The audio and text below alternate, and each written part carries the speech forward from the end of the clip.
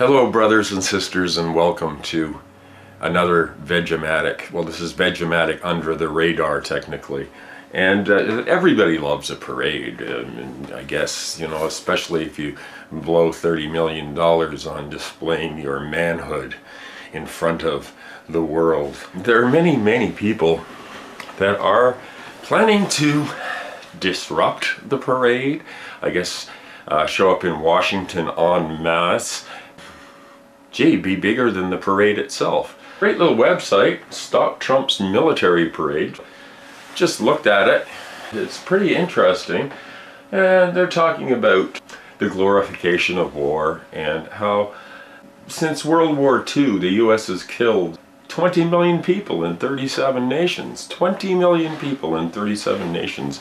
Both the Democrats and Republicans in Congress have voted to give more money to the vast, unparalleled war machine that is eating your nation alive. I guess I have to say that I'm Canadian, so I'm officially a foreign agent, so I'm out to get Americans poutine for everybody, and a decent place to live. And I mean, we're all part of the same human family, and we need a few basic things, but because of war and because of greed and corporatocracy, we are left with nothing for the people. So they're fine with spending untold billions, I think it's $1 trillion a year on the military and over 800 bases around the world. I don't think America is exactly defenseless these days, but you know, we've got to keep those military contractors going, and that's a huge job creation program. But I think job solving some of your nation's problems, such as decrepit schools, poverty, lack of health care, people living in their cars, those should have more priority. Veterans Day, they don't give a shit about the veterans. Why would they have this big military parade and call it Veterans Day? There is a move to restore the name to Armistice Day, which celebrated the end of World War I.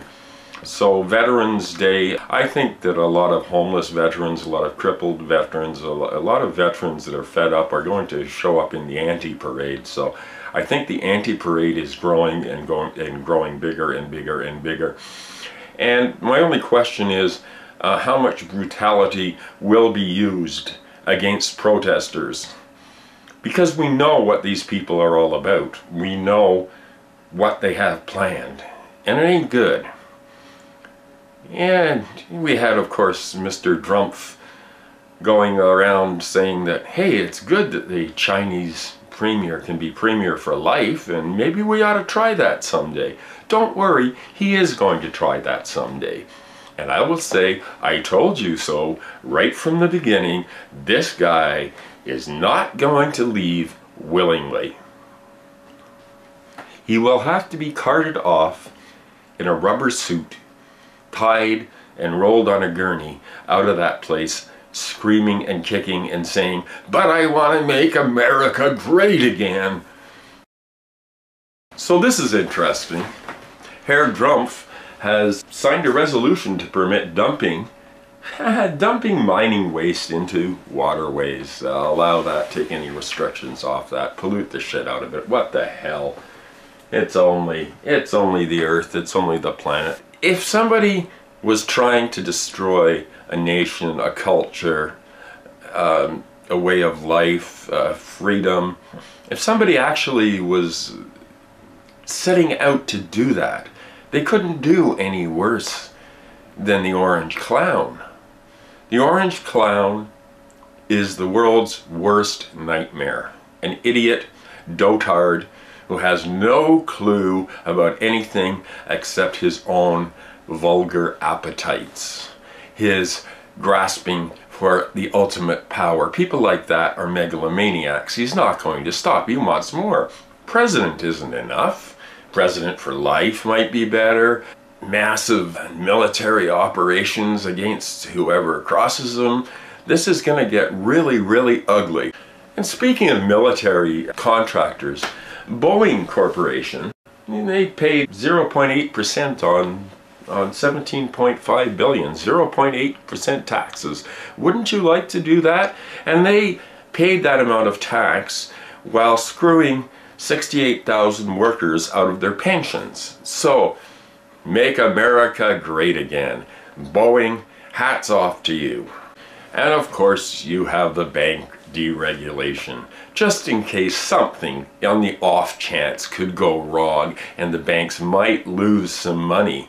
Instead, they'll grab it out of your hide and it's okay. And the worst of it is that 17 damn Democrats voted for this shit. So I'm hoping that Americans are really paying attention to this garbage and do what they can. I know you're living in a repressive society.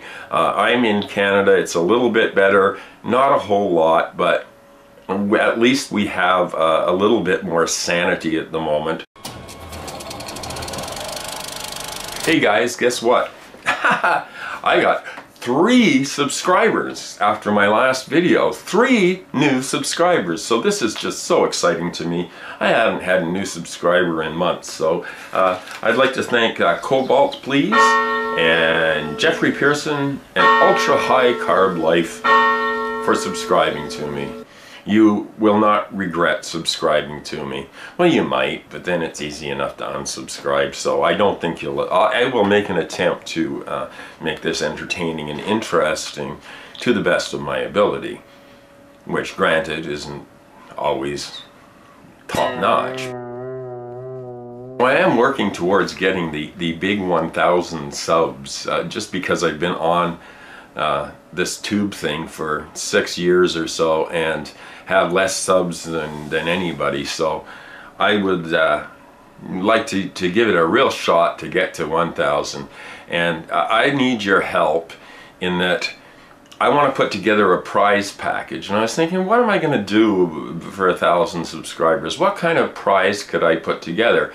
And I thought, well, perhaps all of us could add to the prize pack and donate something. It could be an old comb or a package of chewing gum, you know, whatever you feel would be not much of a sacrifice to you, but something of intrinsic value, or something that touches your heart, or something that you've made yourself. So anybody interested in doing this, you know, contact me down in the comment section, and we'll see what we can come up with as a prize package. If YouTube ever allows me to get to 1,000 subs, I think I'm going to pop a champagne cork and celebrate, and I don't know, and then probably say, so what? But anyway, it's something for me to strive for, right? So share this. Thank you, all the good folks that do share this. I'm delighted sometimes to go over on G+ and see somebody else has put up the Vegematic show, and somebody loves me. So keep it up. To hell with the Googleocracy.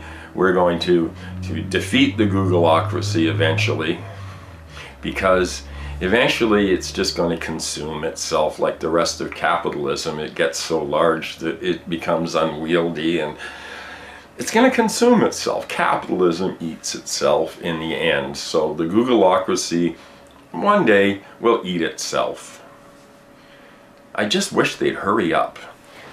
Well, maybe it's just because I don't like being controlled. I like using cash for purchases. And it's really interesting because I just finished renovating my bathroom. God, what a nightmare, don't ask, but it's done. And I would buy something like a sink, so I'd go into the local home repo center and buy a sink and pull out like a couple of $100 in cash. First they look at you like, what's that? And then they go, okay. And these young kids, I guess they're never used cash, they're not used to cash. They can't count out change. I'm serious. I had to help this person understand that you count up from the price. And it's just like something that everybody in my generation sort of automatically took for granted. And I don't want to see cash disappear the way it has in Sweden and places like that, because that really sucks. That's just way too much control. And do you want somebody knowing everything you're doing? I don't care. It's not like I do anything that bad, you know. I might take the occasional puff once in a while, and you know, I use that medicinally, of course, for my rheumatism and my arthritis and my depression. And I guess, you know, the drug companies don't like me doing that, but you know, I'm still taking, you know, medication for high blood pressure and that. So, you know, they're getting their cut. They're getting something out of me. I hear that they're talking about bringing in pharmacare here to supplement our Medicare system, and the drug companies, of course, are fighting this like tooth and nail. We can't do that. Our executives won't be able to afford their second mansion if we do that. We can't do that. So we're fighting here in Canada to get pharmacare on top of the already universal medical coverage that we have, and that would be a wonderful thing for equaling out society a little bit more, because there are still old people here, young people that can't afford medicine. They brought in something in Ontario, and it's a partial thing, because if you're up to 25 and can't afford or are not covered by work insurance or something, you can get free prescriptions, but only up to age 25. Now, anybody who's lived past the age of 25, you know, maybe twice and a bit, realizes that most of the expense comes at the end of your life, because you need more drugs at the end of your miserable life to keep you alive. So that really is not going far enough, but here we're working on it. And so maybe in Canada we will have pharmacare as well as our universal health care system, which private entities have been dying to take over for many years and never stop trying. So we got to be vigilant about that, you know. But any politician that tries to screw with our healthcare system is going to find themselves out on their ass real fast, because we love it as Canadians, and we wish you guys had that down there. And don't give up the fight, because it's a fight for justice. It's a fight for human rights. You cannot have private insurance companies screwing with people's health to make money. It doesn't make any sense at all. Join the rest of the civilized world and give your people health care.